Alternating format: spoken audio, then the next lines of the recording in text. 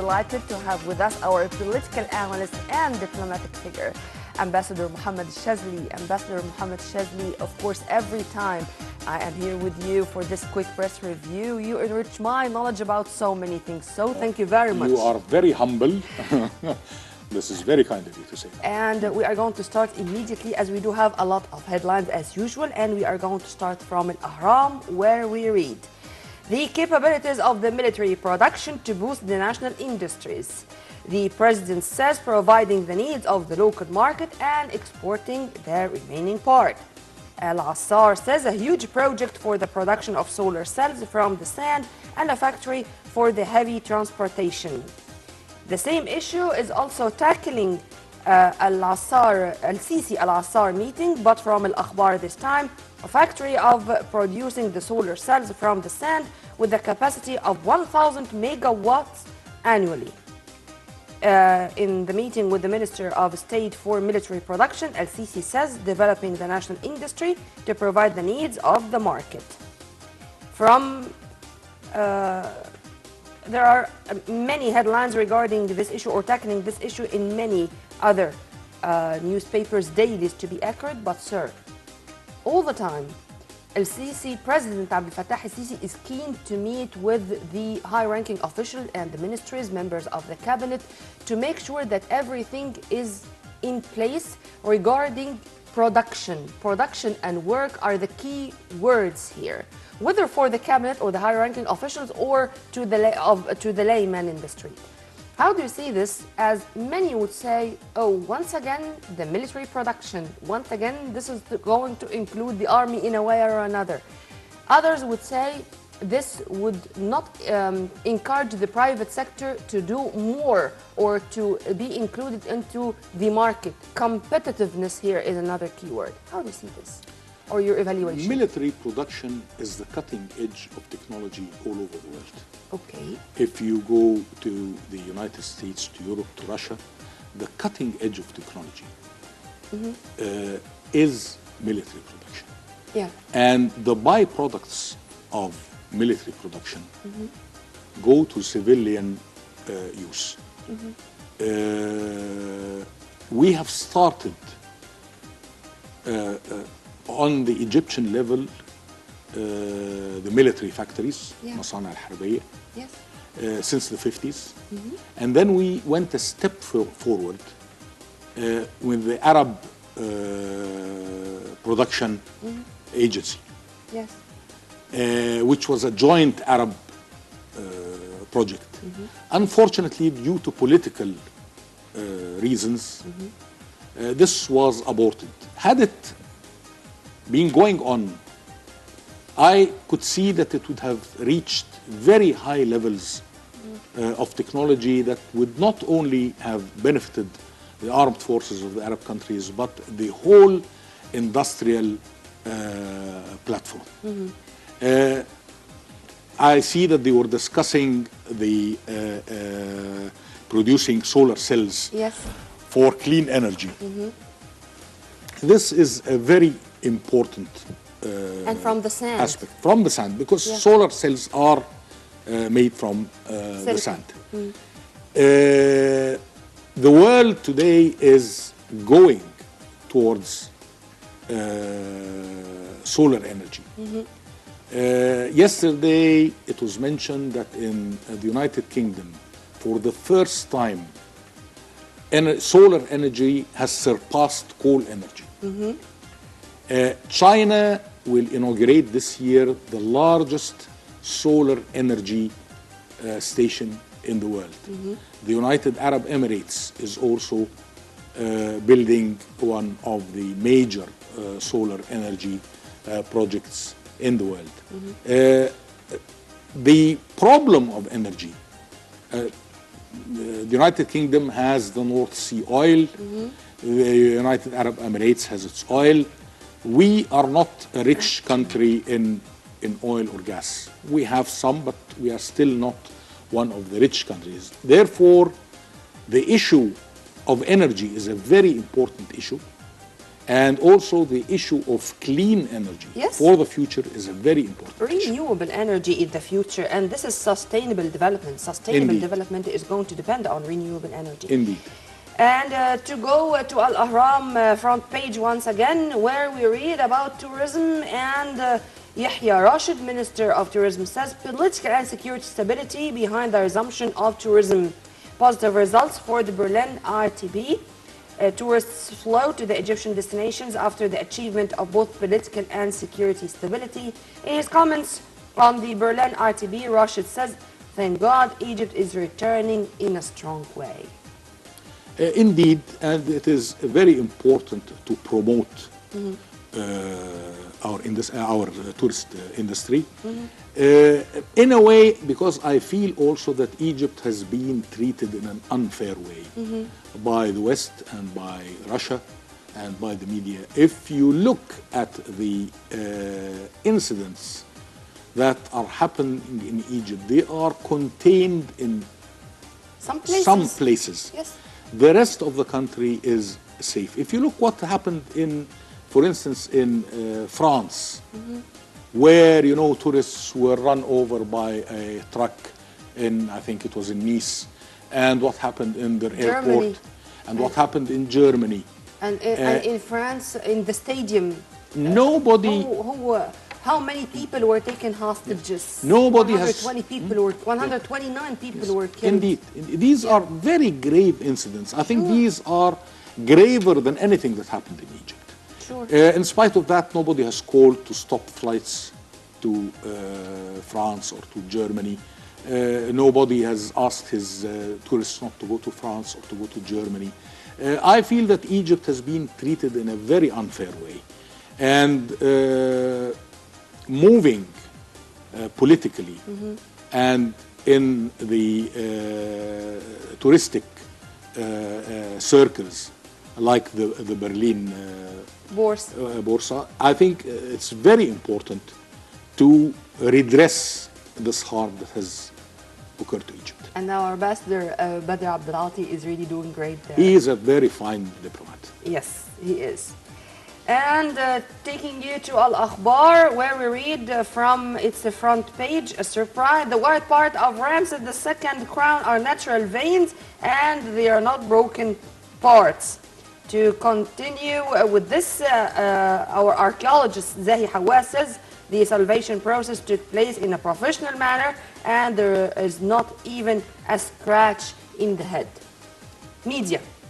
And what media is doing, and I'm here accusing myself before anyone else, because if I am that ignorant when it comes to the ways the process itself took place, I should not speak this way except when I return to specialists and to those who can tell me the data or the information and in detail.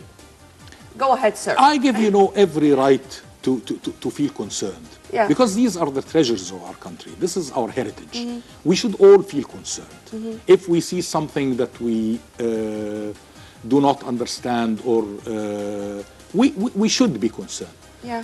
But let us be objective and not jump into conclusions and, follow rumors that the statue was smashed to pieces by the archaeologists and so on. This is what is said in Al Masri Al-Yawm, for example, and I don't like this headline, for example, or this piece of news. بواقي رمسيس الثاني, the remaining parts of Ramses الثاني, of Ramses II. No, this is not the issue. And we do have the Ministry of Antiquities preparing to uncover the parts. Sources say we shall use the state-of-the-art secured methods, meaning that we are not doing anything to harm our treasuries. Indeed, indeed. I mean, I have a great trust in the Ministry of Antiquities. The minister is a professional. He is an academic man. He knows what he's doing. And there are, very good archaeologist cadres in Egypt now, who really know what they're doing and are taking very good care of our heritage and our treasures. And from Al Masri Al-Yawm, we read, a scientist calls for salvaging the Egyptian monuments which sunk with the Titanic. Egyptologist Bassam al-Shamma called for retrieving and salvaging the Egyptian monuments that sank with the Titanic. Al-Shamma said that a survivor called Margaret Tuban had a small ancient Egyptian statue with her, along with a whole container that comprised ancient Egyptian statues that went down with the Titanic. Every time we do have a surprise when it comes to our history or our monuments, and I hope that we can take care of that, because this is our real treasure. Indeed. And taking you to Al-Ahram front page once again, where we read joint Egyptian-Bahraini Emirati maneuvers. Egypt joins both Bahrain and the United Arab Emirates in the activities of the joint drills Hamad 2 and Zayed 2. Land, aerial, naval drills reflect the depth of the strategic cooperation to support the security and stability of the region. I like the word strategic when it comes to the partnership between Egypt and other countries, and in specific Arab and African ones. Indeed, you know, what is happening in the Middle East today needs a strong Arab front, politically and militarily.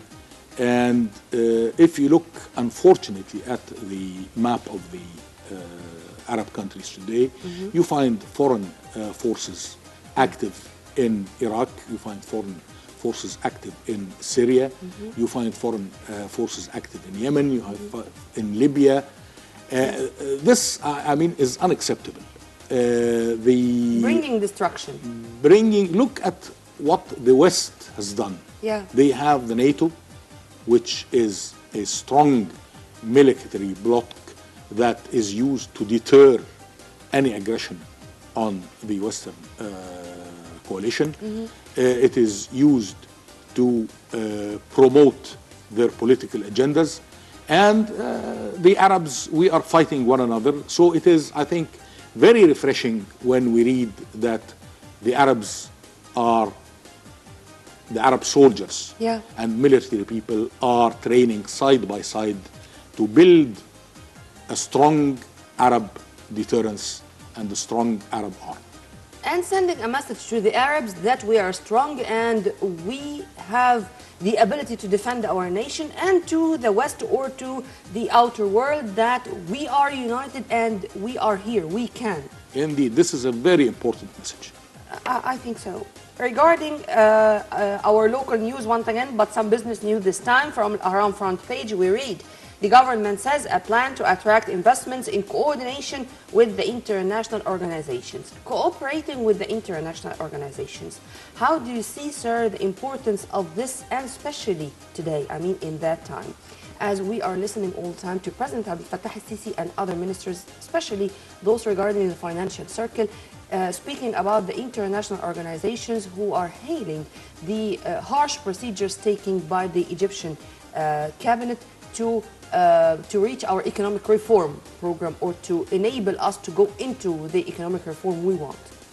The international financial arena is a very complex and very competitive arena.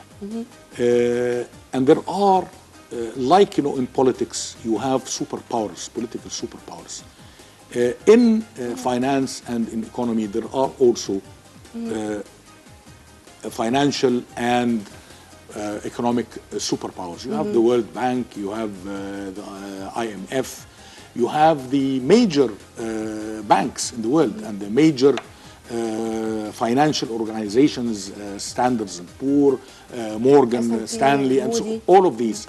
So it is very important, you know, to coordinate with these organizations, not to acquiesce to all their demands, but to speak to them as equals.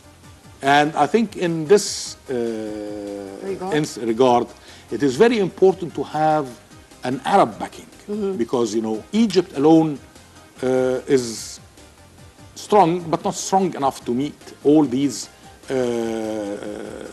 giant conglomerates. But if the Arabs speak with one voice together and form a united front, it makes all the difference. And finally, the conference of the Supreme Council for Islamic Affairs is being held here in Egypt, and it's going to last for 2 days. The second major incident regarding religious discourse and regarding delegations coming from all over the world to meet here in Egypt to meet what's called Islamophobia. How do you see, sir, these events organized by Al-Azhar and Al-Azhar role in spreading the real tolerant image of Islam? I think this is a very important issue in the sense now that all over the world there is the Islamophobia caused by the actions of people who are not, no real Muslim considers them Muslims.